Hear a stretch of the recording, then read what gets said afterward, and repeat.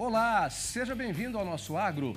Aqui você encontra as ações realizadas pelo Sistema CNA-Senar e as principais informações sobre a agropecuária brasileira. Vamos aos destaques. Carne suína. Aumentam as exportações e o consumo no mercado nacional. Cada brasileiro come, em média, mais de 16 quilos por ano. Eu amo a carne de porco, ela é mais saborosa, é mais barata, você entendeu? Tudo, todos os aspectos. Eu gosto de lombo, gosto de bisteca, de costelinha. Produtores de frutas em Goiás ampliam o cultivo com o apoio da equipe da Assistência Técnica e Gerencial do Senar. Eu já tinha produzido 5 mil, 6 mil, mas a maior produção foi desse ano, depois da assistência do Lucas aí, que melhorou bastante. E mais, vamos conhecer o leite de vaca A2A2, um novo mercado que vem crescendo no país e conta com o protocolo de rastreabilidade da CNA. Agregamos em torno de 30% no valor final de venda e o crescimento da marca no ano 2020 também foi em torno de 30%. Tem também o resumo da semana, o Agro Desafio e as informações de uma reunião entre a CNA e a American Farm Bureau dos Estados Unidos. Vem com a gente que tem muita coisa no programa de hoje. O consumo de carne suína aumentou no país. De julho de 2020 a janeiro deste ano, as vendas do varejo cresceram 80%.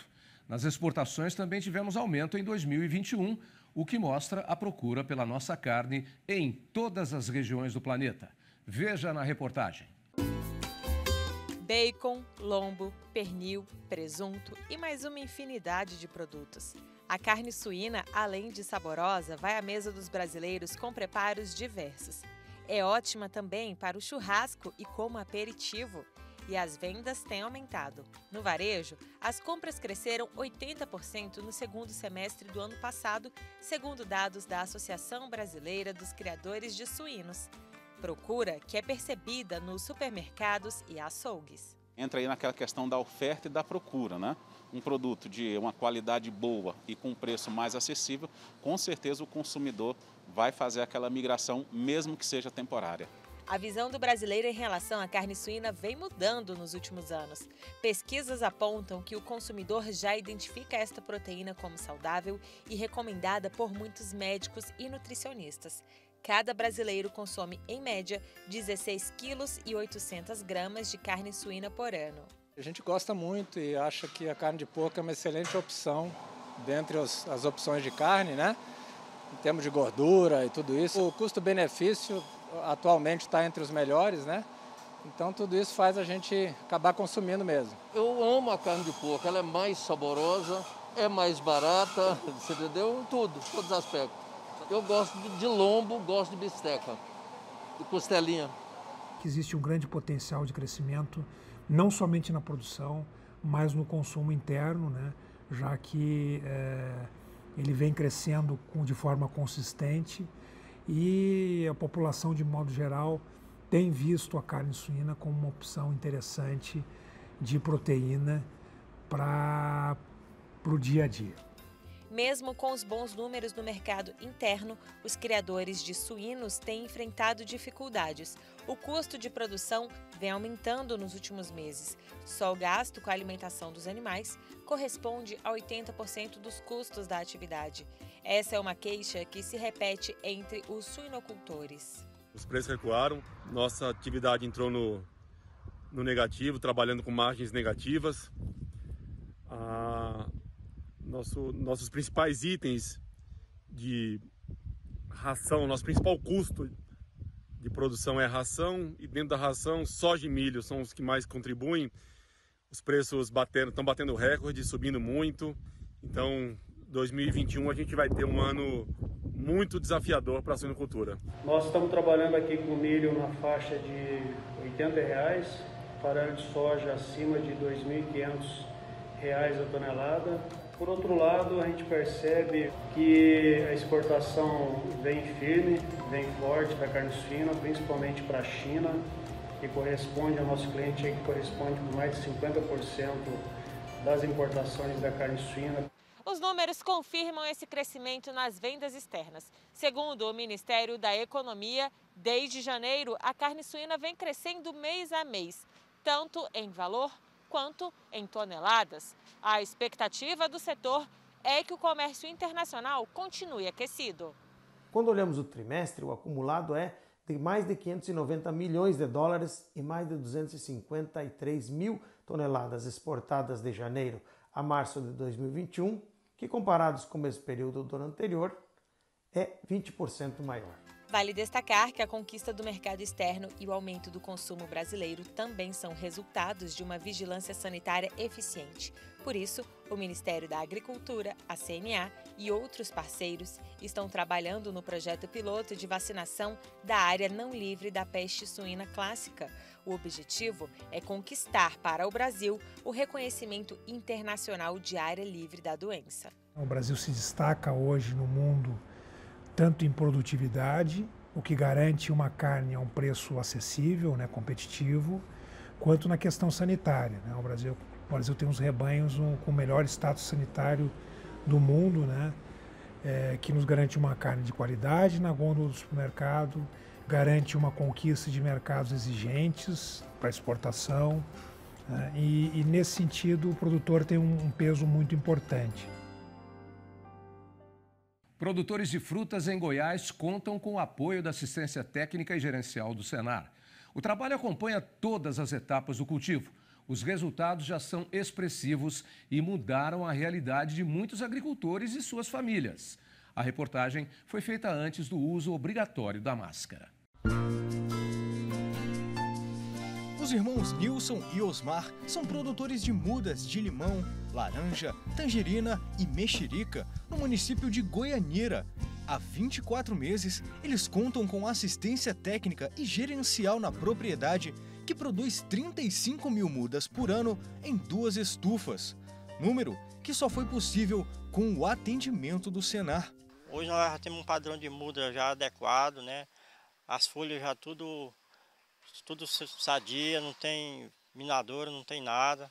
O trabalho feito em parceria com o técnico de campo auxilia em cada etapa da produção. O processo da muda hoje começa com a parte da sementeira, que ela dura em torno de 3 meses no tubete. Depois disso a gente realiza o transplantio para o saquinho, que a gente mantém essa parte que é o porta-enxerto durante 3 meses, até ele chegar num padrão de muda que a gente consiga enxertar, que a gente faz a borbulha. Então, depois desse enxerto que é feito, ela demora mais 3 meses ainda para a gente conseguir chegar à muda que a gente quer. Além de cuidar do cultivo das plantas, o técnico orienta os agricultores na parte gerencial do negócio.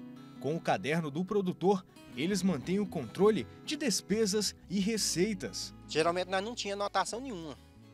Aí depois que o Lucas entrou anotando, aí você sabe o que nós estamos gastando, o que a muda sai para nós, que custo que ela está para nós. Então tá muito bom isso aí para nós, Seu Vitório é um dos produtores de frutas que utilizam as mudas. Ele também recebe a assistência técnica e gerencial do Senar. Agricultor há 19 anos, ele começou com um pomar de tangerina Poncã, mas o trabalho sem supervisão não apresentou os resultados esperados. Eu até estava fora do país, nos Estados Unidos, mandei um dinheirinho, meu pai que plantou esse pomar. Aí quando eu voltei, ele já estava fazendo 3, 4 anos por aí. Aí eu continuei aqui com ele, e produzindo, mas não tinha assistência de ninguém, era muito difícil. Inclusive teve um ano que deu muita praga, eu não consegui vender nenhuma caixa. Para evitar que a situação voltasse a acontecer, o técnico do Senar avaliou a propriedade e corrigiu os processos de plantio, manejo e colheita que eram praticados no pomar. A gente adequou a adubação dele ao pomar, na fase que o pomar se encontrava. A gente fez o controle de impacto de doença, inclusive reduzimos um pouco de custo com isso, em relação à quantidade que era repassado pelas lojas agropecuárias para cá. E tentou manter essa planta o mais sadia possível para ter um pós-colheita bom e ter uma produtividade, um tamanho de fruto bom para ir para o mercado. Até agora, com o suporte do Senar, a produção da safra de tangerina Poncã aumentou para aproximadamente 9 mil caixas, cada uma com 20 quilos do produto. Eu já tinha produzido 5 mil, 6 mil, mas a maior produção foi desse ano, depois da assistência do Lucas aí, que melhorou bastante. O controle de todas as ações que são colocadas em prática no pomar são passadas a limpo para o caderno do produtor. Planejamento é a chave para alcançar o sucesso do negócio. o planejamento é base. Você tem um planejamento do que você vai controlar, de que você vai monitorar, do que você vai bater em cima para estar melhorando cada vez mais. Depois da assistência técnica e gerencial do Senar, vamos ao Agrodesafio. Preste atenção na pergunta.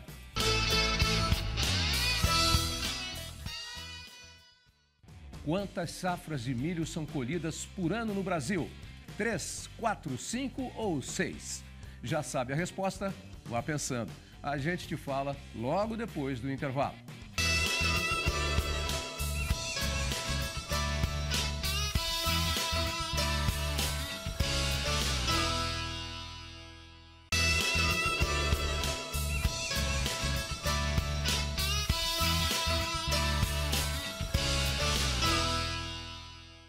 Aproveitou o intervalo para pensar no Agrodesafio? Então vamos à resposta.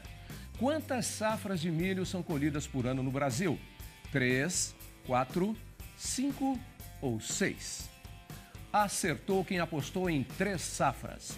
Em 2020, o Brasil colheu 102,5 milhões de toneladas de milho. Na primeira safra, foram 25,7 milhões de toneladas, com destaque para Minas Gerais e os estados da região sul.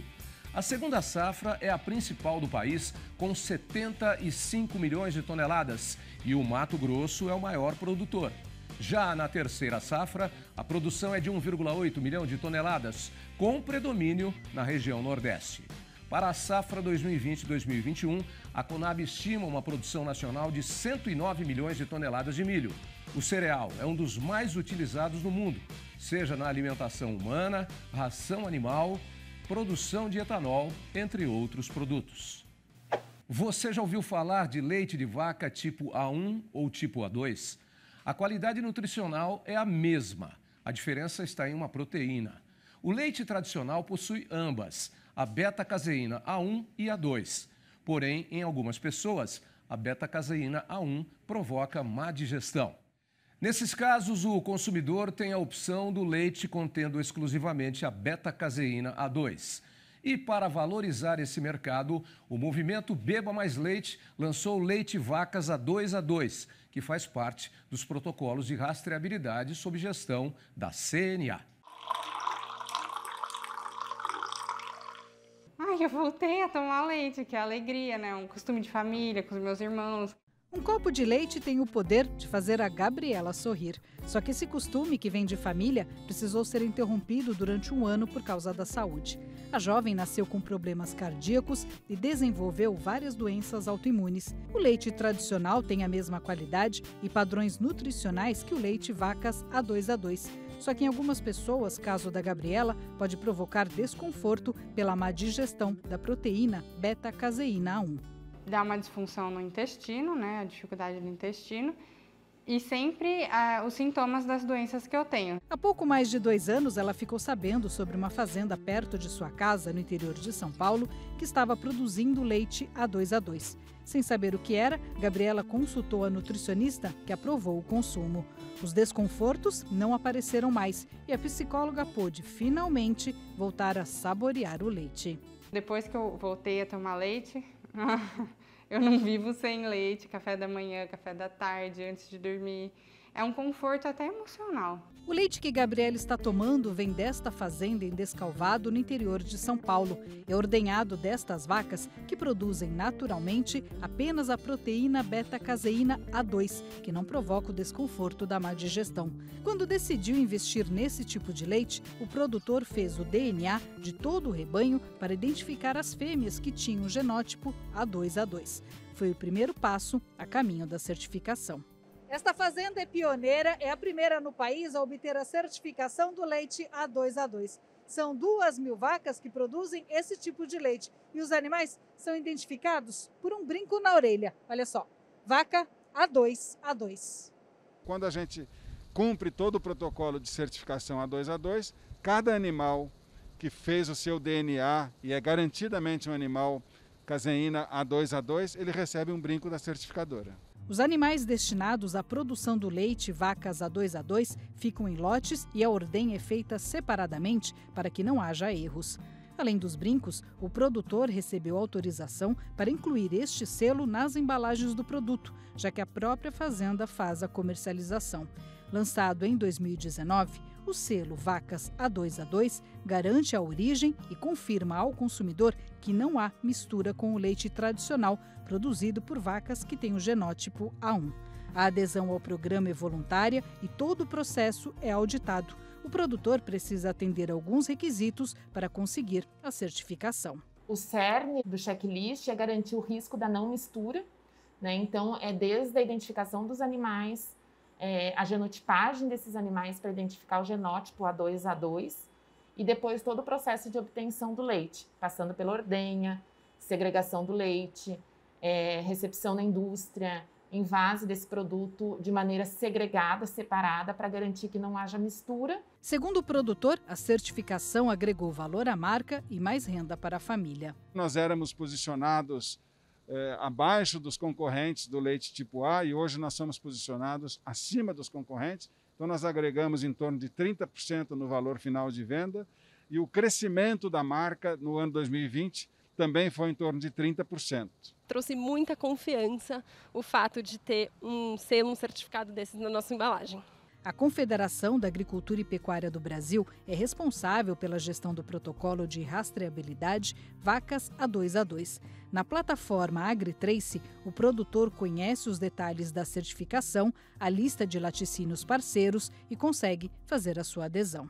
Toda a produção, toda a fazenda que adere a este protocolo, todo o laticínio que faz adesão a esse protocolo, emite relatórios e lança esses relatórios no sistema da CNA, no AgriTrace, e assim a CNA consegue ter toda a auditabilidade do processo de produção de leite A2 pelo protocolo Vacas A2A2. A CNA é fundamental aí dentro desse processo porque traz uma transparência, uma robustez ao programa, porque essa plataforma AgriTrace que eles trabalham traz, né, todo esse conjunto de informações junto. O fato da gente poder ter essa parceria público-privada do órgão máximo dos produtores garantindo esse processo através dessa certificação dá uma enorme credibilidade e dá oportunidade para que qualquer produtor possa fazer.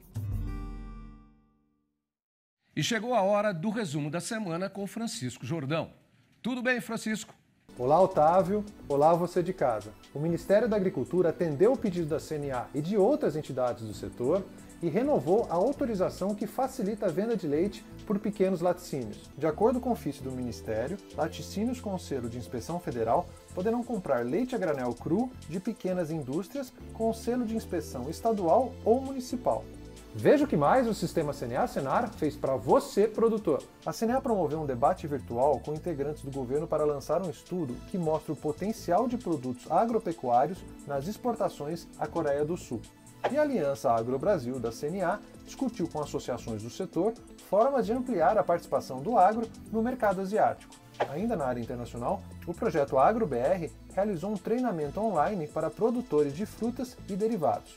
A Confederação também participou do primeiro seminário Conceleites, evento virtual promovido pela Secretaria de Política Agrícola e pela Câmara Setorial do Ministério da Agricultura, além da Embrapa Gado de Leite. Já a Comissão Nacional de Aquicultura tratou de temas como a regulamentação trabalhista e o Plano Agrícola e Pecuário para o setor. Em um encontro virtual da Comissão Nacional do Café, os integrantes debateram o desenvolvimento de ferramentas de gestão de risco na atividade. A CNA também participou de uma audiência pública na Câmara dos Deputados para discutir a proposta de lei orçamentária anual de 2021 para o setor. O Instituto CNA esteve em um debate sobre a criminalidade no campo em um evento promovido pela revista DBO. Você acompanha essas e outras notícias no site CNA Brasil e nas nossas redes sociais. O presidente da Confederação da Agricultura e Pecuária do Brasil, João Martins, juntamente com diretores da entidade, participou de uma reunião com o presidente da American Farm Bureau Federation, Zip Duval. A ideia é construir um diálogo agrícola Brasil-Estados Unidos. Quem participou da reunião e conta os detalhes para a gente é a diretora de Relações Internacionais da CNA, Lígia Dutra. Bom, Lígia, como é que vai funcionar esse diálogo? Olá, Tavinho. Olá a todos que estão assistindo o nosso programa. O diálogo ele é uma iniciativa entre produtores rurais do Brasil e produtores rurais dos Estados Unidos. A entidade americana que representa os produtores rurais é a American Farm Bureau.